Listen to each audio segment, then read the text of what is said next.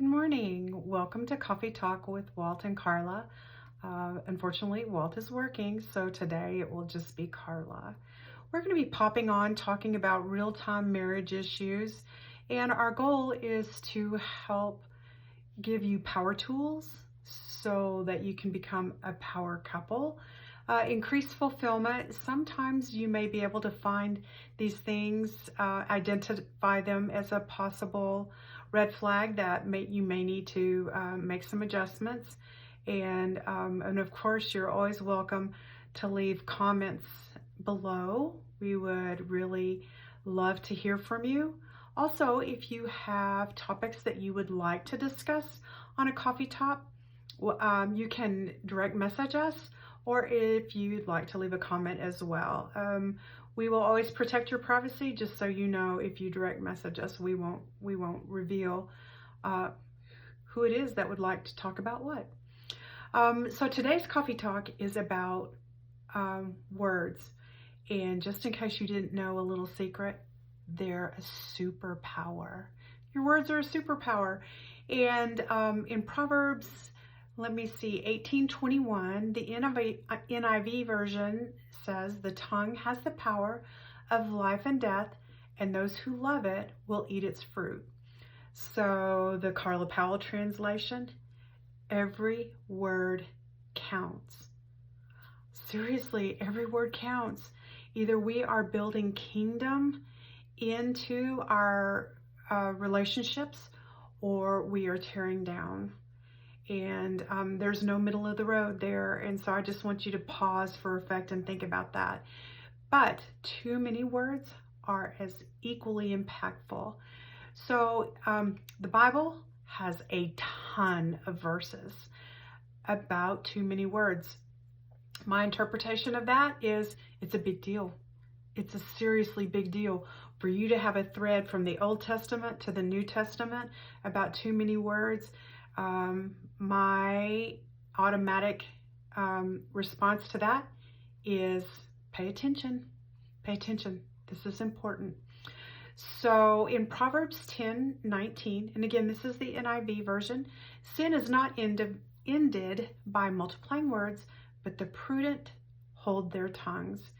And in the Passion Translation, which is something that I tend to go to when I want to peel back in modern day language, it just sometimes hits a little closer to home for me if I'm having a hard time connecting. And it says, if you keep talking, it won't be long before you're saying something really wrong. Prove you're wise from the very start. Just bite your tongue and be strong. So if you're talking, it's fairly safe to say that you're not listening. And coffee talk question of the day is, when you listen, are you listening to reply, or are you listening with the intent of hearing their heart? So true confession for Carla is I found myself even bragging about it at one time in my life, that I should have been an attorney, because I could argue any point and win. And I was so clouded by my pride that I couldn't even see how disgusting that was.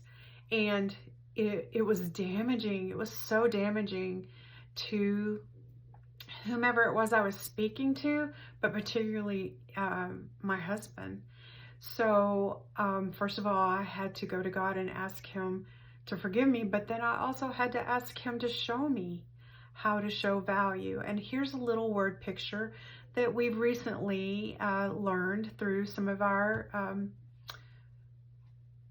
education process. And it is to imagine that when whomever you're speaking to, but particularly the second most important relationship except yours with God is your marriage. So imagine that when your spouse is speaking to you, they are handing you their heart. Now, this is something of great value. They can't give you anything of greater value, frankly.